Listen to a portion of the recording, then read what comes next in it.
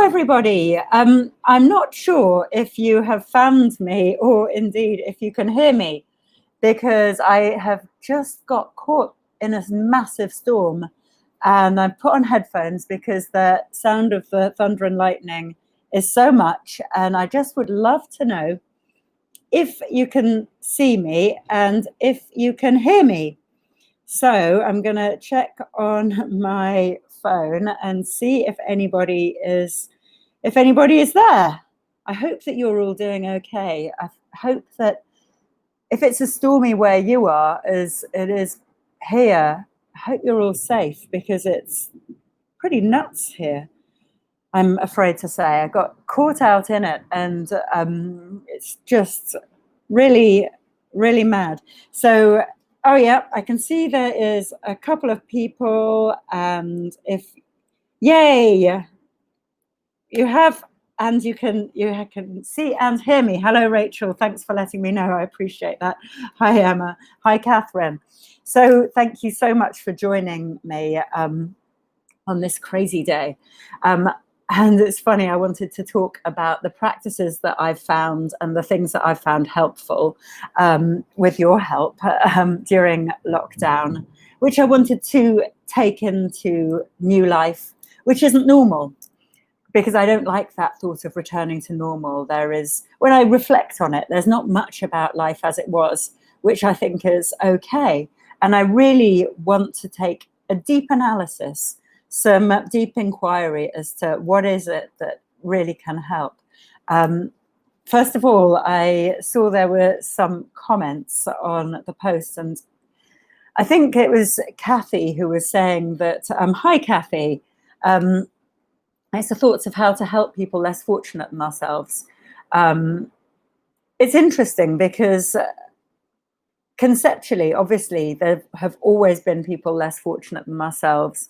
And we've always, known that many animals suffer, many people suffer. And during our sort of normal time, we were quite happy with that. We were okay with it. We were able to let things go. But it seems sort of strange that now COVID has brought us all so much closer together, and we have realized so many things. I think collectively we've realized that many of our neighbors struggle and they can't cope. I think many of us have realized that, we've realized about, for example, health inequality. That's one of the latest things that we've found. I think it's something crazy. Like if you're Black in the UK, you're 4 times more likely to die of COVID than if you're white. So there are crazy inequalities which have been highlighted lately. And I think that COVID has made us realize and check our privilege in every way. And it's funny because I suppose I started out these videos, sort of sitting in the garden and appreciating the birds. And now I'm feeling a lot more raw about it all. Now I'm starting to, I think, check my privilege in every single way. I'm starting to learn how to listen, but also how do we cope with that? Because once we realize that we have these levels of injustice in the world, once we realize that, yes, we are all, here I am in the storm, we are all in the same storm, but we're not all in the same ship. How do we cope with that? A lot about that lunchtime Radio 4. Oh, that's interesting. I'm glad that I'm not the only one to think of these things. Oh, hello, Millie. I'm sorry it took a while to find the video. Yeah, as I said, a bit late, caught in the storm. Yeah, I think you're right, Kathy. During normal, we were too busy and not really thinking about others. I think that's absolutely right. With our really busy schedules, and like I said, I was, scheduled up all year. Things weren't as clear, and now we really can see the fixes that need to be made in society. I don't know if you listened to Layla's talk yesterday. Quite a few of you did. I think there are a few familiar people who were there. But her talk about the collective I found really moving, and I've been thinking a lot about that in the last 24 hours, because I think a lot of this self-inquiry, which I started in good faith, was very much self-focused. And I think it's really interesting. How can we think of this as a collective? How can we, as a group of people supporting each other, and also as a society, as a community, how can we start to move forward to resolve some of the issues which have come up? Hi, Elisa. Yeah, so sorry. Storm issues today, all got caught up. So I think those are some really interesting things which have come up. But I suppose for me, rather than simply focusing on the negative, because there are so many apparent negatives. So the apparent negatives, obviously, the massive inequalities. Also then, the people who are going out into public places of beauty and littering, not taking things, not being respectful. And a lot of us are sort of hand-wringing and being really upset about that. But I think I saw somebody's post and a really good comment of, well, there are things that you can do and things that you can't do, things that aren't in your control. And if things aren't in your control, we can't worry. In other words, there's no point in feeling anxious about them. But for many of these things, there are things in our control, and hopefully we can do something to help. So I think it's sort of two-pronged. First of all, it's sort of how can we be part of the solution? Gosh, thunder and lightning here, it's crazy. How can we be part of the solution? And how can we help ourselves through this? This is so interesting, Pauline. Thank you for your comment. Worked in the health service for 30 years, studies health inequalities. It's always been there. Good news, people are becoming aware. Exactly. I think that's it. The inequality has been rife in our society. And it's wonderful that we're all now starting to become aware of it. And in a way, this is a wonderful thing that none of us want to go back to normal. Like, how can we envisage life? How can we envisage our lives so that we have the tools to deal with the things that are going on around us? And also, how can we help? So on the one hand, how come the tools to help? Well, as Kathy was saying, being able to do yoga nidra practices, being able to really prioritize our own practices are so important. And again, I loved what Layla had to say about self-care, because often we'll talk about rest practices, often we'll talk about yoga nidra like it's self-care. But actually, if we think of it as sort of societal care, we're caring for the whole, because when we care for ourselves, when we're compassionate to ourselves, we can then be compassionate to others. But I think we have to make it a practice. So that was something which has also come up for me, and I don't know if it came up for you guys, but in the workbook we had, how can I practice kindness, patience, and understanding today? Well, the first place that I sort of turned to was turning inwards, and how can I start to practice these things more on myself? Because, that I'm very, like a lot of you, I think, we can be very judgmental of ourselves and very hard on ourselves. And how can we find ways to make us okay with ourselves, and ways to realize that there is better that we can do, but in a kind way, and see the journey that we've been on to get there. So I guess those are two things.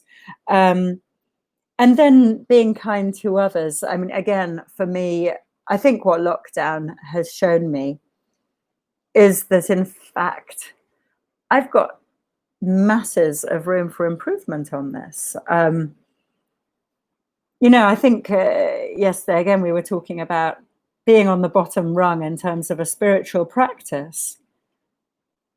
And I think that, actually having kindness and doing that as a regular meditation practice to ourselves and to others is something that we really, all of us, should be taking very seriously. Emma, I love this. I think there's a distinction between empathy, which is draining if you can't act on it, although it's valuable, and compassion, which comes from a stronger place and more practical. Yeah, I think you're absolutely right. And it is like working those two out and not being needlessly negative and drained and draining others with the negative, but maybe alerting them that there are things that that need to be done in the world. So I think that rest has been something that has come up a lot because, and again, I've been reflecting on this quite a lot. But maybe the reasons a lot of us sometimes feel frayed around the edges, we feel frazzled, is that our nervous systems are simply shot. We have been too busy for too long, and we can't really take in all the things that have happened because, we're frazzled. And I think for some people, we've been able to find some rest during lockdown, and actually that has shown great big areas where we need to work on ourselves. For me, it's been like that, but I know for many other people, it's been an even busier time. So the frazzle has continued, and maybe in a worse way than ever before for lots of people, for key workers. It's been a really tricky time, and lots of people, of course, have lost jobs and have partners who have lost jobs. So that wears on the nervous system, and it's very hard to feel compassionate, understanding, patient, and kind if our nervous systems are worried by the genuine worry in the world. So that's one thing to say about it. But I think the other thing to say is that no matter what we're facing, again, I'm looking at the storm just coming down, no matter what storms are coming down on us, we have to, for ourselves and others, we have to find rest. And as we were talking with Kirsty about, it's like it's a sacred practice, and it is a radical practice, because we have to remember, I think, that our society doesn't want us to rest. We've always been told that busy is good. We've always been told that if we work hard, if we play hard, in that kind of culture, then that's how to achieve. We've been told that busy is something that's, you're somehow better than somebody else. The person who isn't busy isn't as important. It's a sign of importance. So taking that time to rest, I think, is really crucial, and it is incredibly radical, because of course what busyness does is potentially it fuels the economy, and this is how our economic life has sort of functioned. And if we're resting, well, we're not buying things, we're not working. So in that traditional sense, in the sense of sort of how our society is constructed, there is nothing productive happening in rest. But of course, society isn't constructed for people to get the most out of themselves and lift other people up. It's constructed for other things. And I think, again, it's worth remembering this, and it's worth being kind on ourselves, because it is really radical to rest, and to take that sacred pause, I think, is it's really hard. So if we're finding it difficult to rest, if we're feeling guilty about the rest process, if we're feeling guilty about turning down, we had a lovely conversation on the movers group. We had a conversation about how to turn down invitations kindly, because it is radical, because everybody thinks that we should all be doing everything, and we should be busy, and all the kids should be at their scheduled events, and we should all be seeing, all the people. Yes. Oh, I'm glad this chimes with you, Pauline. People distract themselves from reality with busyness. Yeah, I think it is a distraction, because actually taking a long, hard look at ourselves is super tough. And, again, I started the process feeling all sort of very cheery and happy about it. And now I'm, I think that we go to some deeper places if we do look in at ourselves. And here's Mum. I think lockdown's been very difficult for more people than not. Middle classes with a cushion of money can afford to be introspective and the ability to rest. Yeah, you're right. You're absolutely right. It's definitely a class issue. And there are definitely people who are really, really struggling and suffering. And it's for us all to work out how we can lift everybody up as a society. I think it's our duty to do that. And you're absolutely right. If you're focusing on survival, it's very hard to rest. But it's even more crucial. It's even more crucial if you are a key worker, if you are working, 14 hours a day, to find how you can make a constructive rest in that 10 minutes. That is a crucial part of our well-being, maybe. Emma, maybe one thing would be a simple step, which would be give up on the idea of multitasking. Yes, I absolutely agree. And wasn't it even more radical, Emma, when Kirsty suggested we give 70% of ourselves to anything?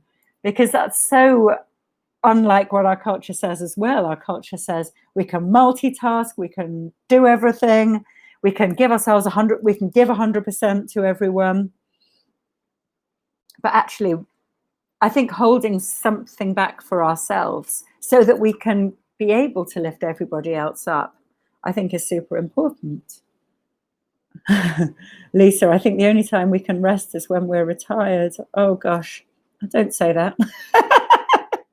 because I do think it's so important for all of our nervous systems to be more compassionate to each other. If we are feeling nourished, supported, rested. And I think that it is finding those little ways in our working, busy, frayed lives. Sue, hello. Hi, Sue.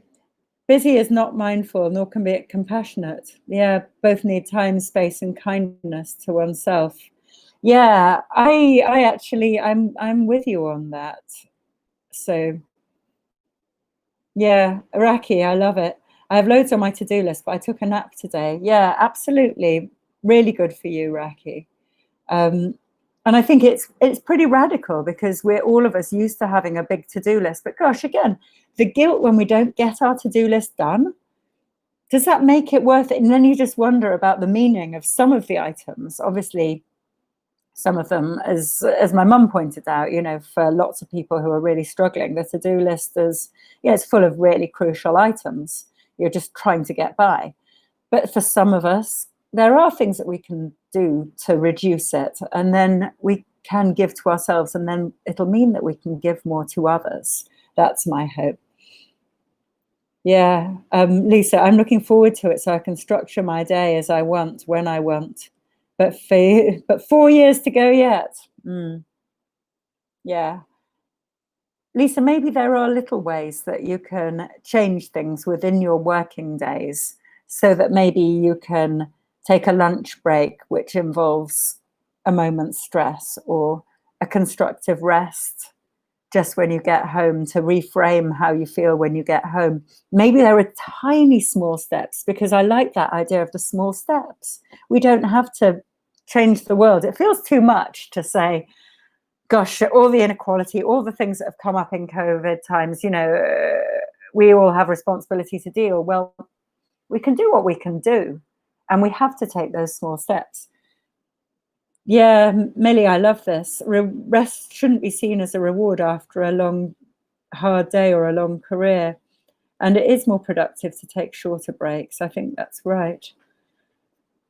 Yeah, I think that's right. And I think for each of us to be able to find rest, to be able to find a way of nourishing ourselves properly in order to be healthy for ourselves and others, is absolutely crucial. Maybe it's finding that 10 minutes before you go to work with a cup of tea that you can just sit with a cup of tea and contemplate. Just sit and contemplate. Again, like Layla was talking about, looking at the waves. But can you just sit and contemplate for 5 minutes while you have a cup of tea, to really appreciate that cup of tea, instead of sort of scrolling on social media or other things? Are there ways that we can, all of us, we can think about reframing that?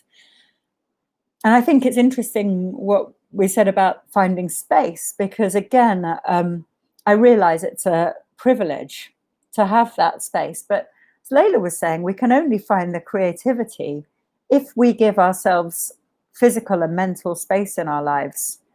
And to schedule in a pause at the weekend, to schedule in time off is so radical.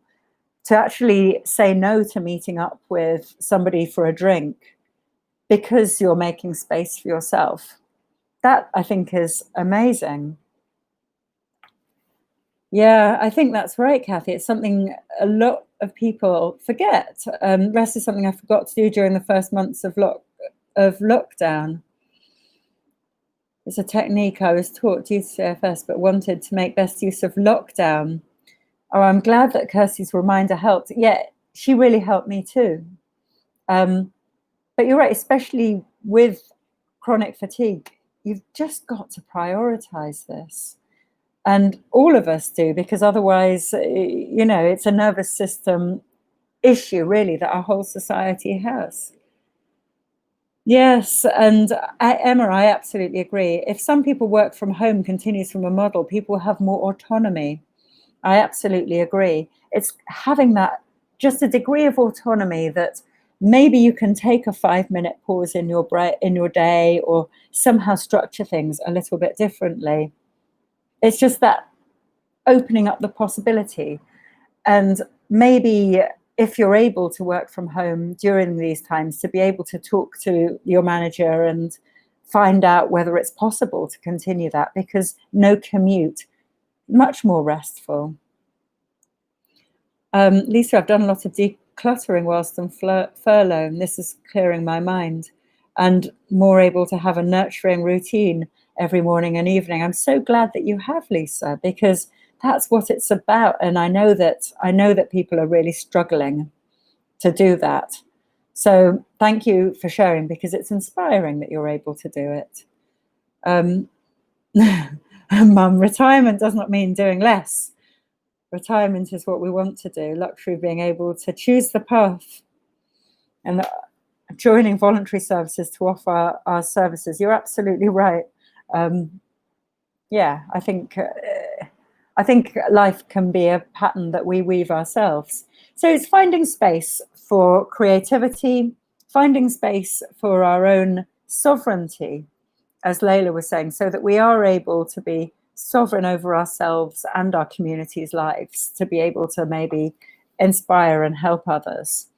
That, I think, is crucial, and finding ways to do that, finding ways of turning down invitations. And I love the idea, when we were talking about it on the Movers group, about turning down invitations with a simple, no thanks, I'm resting that day, and not sort of glossing things over or just saying no, which may be seen as rude, or even making something up, which is, I'm a people pleaser. I might have come up with a sort of little something, but actually saying, no, I'm taking rest, is so radical. And it will encourage other people to do that.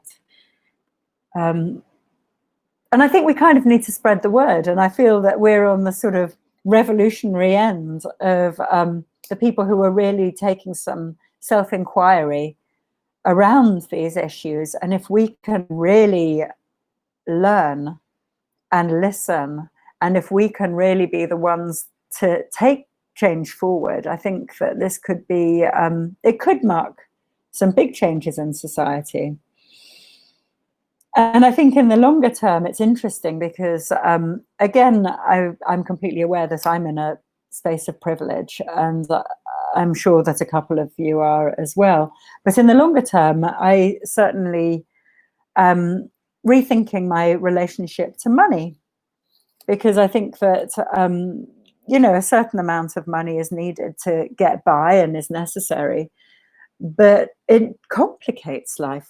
It complicates things a lot, and it doesn't necessarily bring health or happiness. There are things that we can do which are very, very simple, that don't involve money. So we might be able to work less. So I think thinking about that relationship to money is a very, very interesting thing, and again, a really radical thing that we can do. Sue, I recently did a workshop with Uma. Oh my goodness, Uma is such a goddess. She lives up the valley from me, and asked how she managed her busy schedule. She does 3 yoga nidra each day.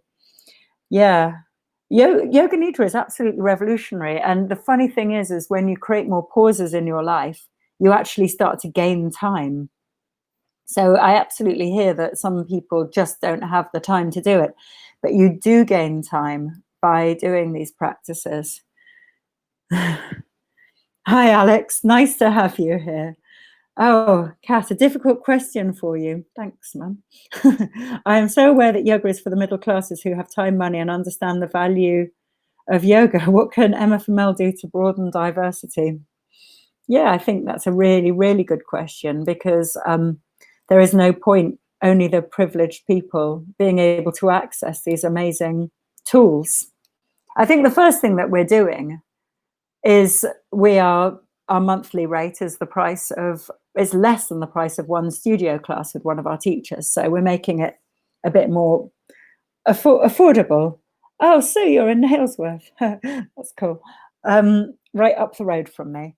So it's making it more affordable. It's showing, hopefully, that different people, different body types can do yoga. It's also showing different practices. It's not just the sort of very feisty athletic practices, that it can be for all sorts of people, no matter what mobility levels you have, no matter what age you are. It's things like this. It's obviously showing in marketing materials, but it's very sad when companies just sort of tack on some kind of inclusivity onto marketing materials. We're right now actually I'm writing a piece on inclusivity in yoga, because of course yoga is about connection. It's about being included. And part of my reason for setting up Movement for Modern Life is I didn't chime with I was living in London. I didn't chime with the London yoga scene. It was full back in, I think it's much better now, but it was only a couple of studios a few years back, and it was just full of bendy blondes, and it just gets incredibly boring, and it doesn't reflect reality, really. So yeah, I think there are plenty of things that we can do, and yoga included in school, Millie, is such a good idea. We're actually working with schools right now, thanks to amazing Robin, who is a teen ambassador. Millie, do check out Robin's classes on MFML, and also her podcast, because she's doing amazing things to bring yoga to young people, because it really is a fabulous tool for anxiety for young people. I would have also preferred PE if it had included yoga. So there's that. We've also, again, in answer to your inclusivity question, we've given NHS staff free memberships. So hopefully that'll bring lots of people who wouldn't normally be yoga bodies into the space of trying out different kinds of movement. And we are looking at sort of broadening it into lots of different areas. I'm hoping that we are sort of more than others. But I'm trying my best. Righty-ho. So I got derailed by that difficult question, which I quite enjoyed, because I do feel very passionately about it, because that was sort of my mission, my point of setting this up. The money, we're back to the money. I think it was somebody, Pauline, yes, absolutely, was earning a lot in the last year of my career, and now you're on a quarter of the amount and you're fine. Yeah, I found that because I used to be a lawyer where I earned a lot more money than I do now, and I was so much less happy because I was just focusing on basically my next holiday, which would tide me through my current reality. So thinking about money is interesting, and thinking about living in a more simple way, I think, is something for me that it's important. Oh, thank you, Millie. I'm just reading your thing. Yeah, I'm glad. I'm glad. Do check out Robin's podcast. I'm proud of you. Thanks. Things in terms of health are eating better, taking more time to eat, taking time to rest, and also taking care of my nervous system, which makes sure that I'm not frazzled and that hopefully I'm possibly a little bit more patient, kind, and understanding to myself and to others. So those are those things which I'm sort of taking on after lockdown. Now, I also wanted to talk about sustainability for a little bit, because to me, yoga is very much about connection. It's about a sense of connection with each other, but also with the planet, and knowing that we're not separate from the planet. And for me, again, sustainability is something that's really important. And you'll have seen the videos of me in my garden. It's very, very important to me to be in nature. I get a lot of support from being in nature. But it was interesting, again, that Layla was saying she was living in London and she got support from the sky. And I think no matter where we are, no matter where you live, you can see nature. And obviously we are part of nature, but you can feel that the sense of closeness with the seasons, which I think is key to sustainability. It's key to know when, like nature knows, when it's time to rest, when it's time to be busier, and also how to go forward, which nature's very good at. And there have been lots of other little sustainability changes that I've made to my life. I think everybody, we're all a lot more aware about plastic, and we did our Small Steps Challenge where we were all looking at different ways that we could swap up plastic. And so the things that I'm doing are I swap up plastic whenever possible. I've got a local shop which is all plastic free, which is absolutely brilliant for, again, just getting the essentials and not supporting the supermarket, supporting something local, and just not creating waste. Because I've got a funny thing about waste, because there is no such thing as waste, really. It's not something that magically goes somewhere. It's all our stuff. It doesn't matter where in the world it is. If it's ours, and it's never going to be waste. So not to buy too much, to really be very conscious about the purchasing decisions we make. Again, during lockdown, for lots of people, we haven't been purchasing things. And I know a lot of people have found it as a money saver, which again is good if you're looking to live a more simple life. But also it's very good for the planet to not consume too much. So I think that those are things that I'm definitely looking at, and I definitely want to hone down the purchases that I'm making even more, just in respect of our interconnectedness. Other things that I'm doing are, I've become a lot more involved with community projects. And again, I think it's finding out what's going on in your community, getting interested, and being able to support and help other people and support community businesses. So you don't need to sort of support the multinationals, and your hard-earned cash goes somewhere useful. So those are other sustainability. Quickly, I'm going to talk about the other things. I grow my own vegetables now because A, it's more nutritious. B, you get a really lovely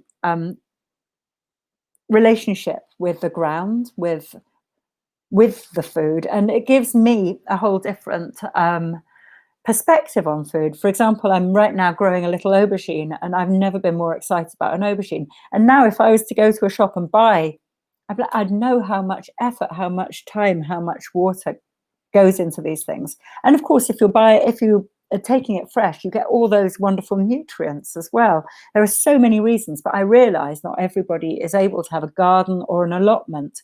So I wanted to show you very quickly the other thing that I do. I've got a window, a very, very, very busy window, which is where I grow a lot of my salad, because of course salad comes in plastic and salad loses its nutrients so quickly. So I really urge you not to buy those little packets of salad.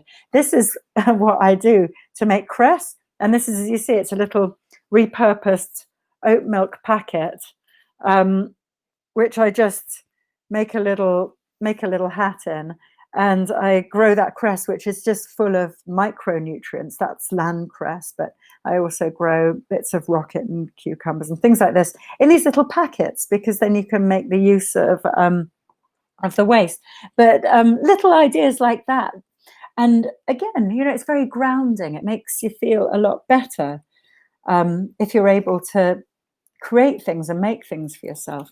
Other little swaps I've done are, I found a Himsa, ahimsa dairy, a micro dairy. It's for Sue, who lives in Stroud, it's the Stroud micro dairy, which is amazing because they treat their cows very, very, very differently to a normal dairy. So I now go along there with my glass bottle and I get my yogurt from there. I get yogurt and kefir from there. And I was eating, I'm mostly vegan, but if there is a business which is supporting, is ahimsa, which is, of course, it's a yogic principle of nonviolence. It's really lovely to be able to support little community ventures like that. So just look around. There are loads of beautiful grassroots little organizations. Just get involved, roll up your sleeves. Other little things I've done, I've swapped out almonds because I've realized how much water and how many chemicals they take to grow. So no more almonds for me. So no more almond milk. I've swapped with oat milk. Instead of eating almonds, I eat hemp seeds, which are delicious, delicious, delicious in cereals. Oh, Emma, I'm glad you enjoy the crest. Now, there are some really interesting. So those are my little things that I just wanted to let you know. The sort of journey I've been on with regards to sustainability and the environment lately. Yes, it's interesting. So Emma, thinking about future plans, wanted to travel a lot, but now going to be very considered about it. And absolutely right. I think that travel is something which we should be really considered about, because I don't know about you, but I've loved having clear skies. I've loved having the peace. And every time we are in a plane, we are creating that, we're creating a problem for somebody else. We shouldn't stop exploring, but make very careful choices. I really like that, Emma. Just making careful choices. That's all that we can all support each other to do. So I think that's absolutely brilliant. Now, Sue, this may be controversial, but I do think as yogis, we need to question worldwide retreats. Yes. Yeah, which are often for a short period of time, long flights. What does everyone else think? I absolutely agree with you, Sue. I think that it's hard to justify them, really.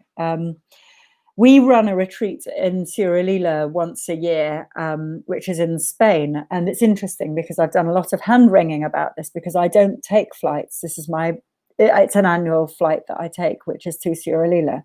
And it's for environmental reasons. I don't fly.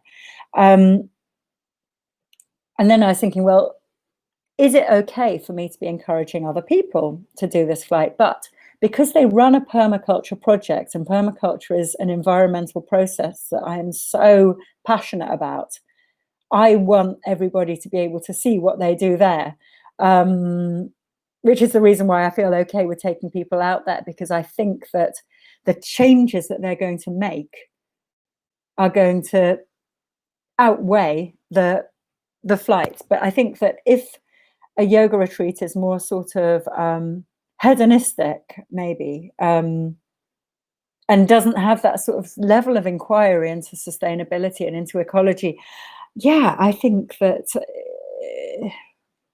I don't know if it's okay. I don't think that I possibly would. But everybody's able to make their own small steps in their sustainability. Yeah, Kathy, that's a good point. It depends on the local economy and the retreat. If done infrequently, it could be sustainable. Absolutely. And I think, Kathy, that's the nail on the head. It's sustainability of it. It's how sustainable is it all? And it's the same with our yoga practice. We've been discussing practices to help our own health and our own sustainability. And that's what yoga nidra is. And as Uma was describing, it's finding practices that make life more sustainable for us all. There are always train options. Yeah, you're absolutely right, Emma. And I was looking at them, but it does take 3 days. So it can be quite tricky. If you go to India for 3 to 4 weeks and you support the local economy and you're not staying in big hotel chains, then it can be, a good a good thing to do. But yeah, I think, as you say, it's about making mindful choices. I'm not saying that everyone shouldn't travel. I'm not saying that everyone should be vegan or eat any particular thing, and that it won't work for you to give up almonds or whatever. I'm just saying what's worked for me, and maybe we can all have a think. Oh, Millie, I love it. This retreat has shown how great an online retreat can be anyway. Well, I've really appreciated it, but I do know that it's lovely to do see people face to face and do a real retreat, as it were. And I think for myself, I take myself on a retreat once a year. I think it's a necessity to retreat from life, really, and really take some inquiry. But actually, I love UK retreats. So the bendy blonde retreats. I like that. Alex, you're funny. So I think we've had a lot of really good thoughts here. I'm mindful of your time. Everybody here is needing, I'd say, his busy lives, but has got rest to schedule in. I think we've discussed a lot of stuff about sustainability, about health, about how we can make those tiny, tiny, small steps which might help ourselves and the community that we live in and all the plants and animals we're surrounded by. But it is the tiny steps. Oh, I'm glad, Sam. Oh, hi, Sam. It's nice to hear from you. Beautifully inspired. Hear this food habits. Powerful fact: the farmed almond tree production fueling demand for yeah, absolutely.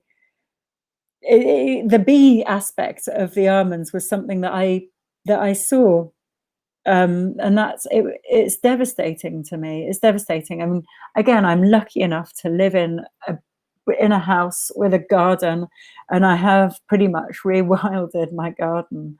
I've got a little bit of food production, which I do quite wild, and I really prioritize the bees. And the grass cutting stuff is so silly.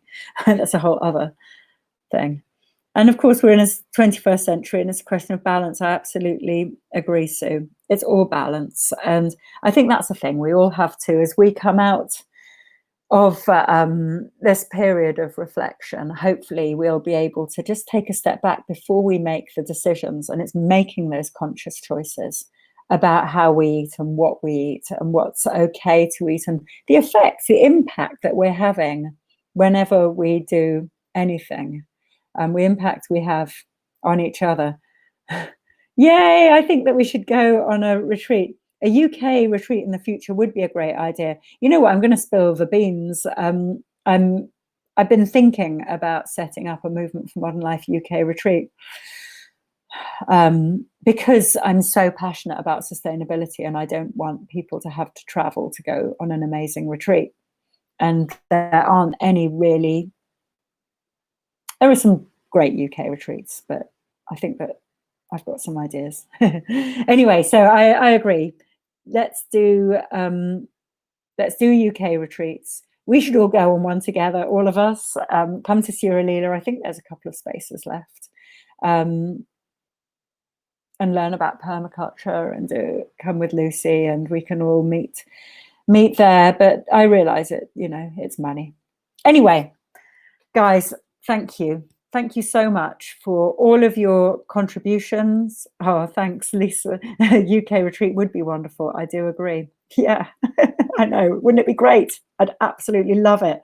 But I'm also aware, interestingly, I was definitely going for it, but now I'm aware I want to live a slightly more simple life, and I just don't know if I could cope with any more work. Interesting.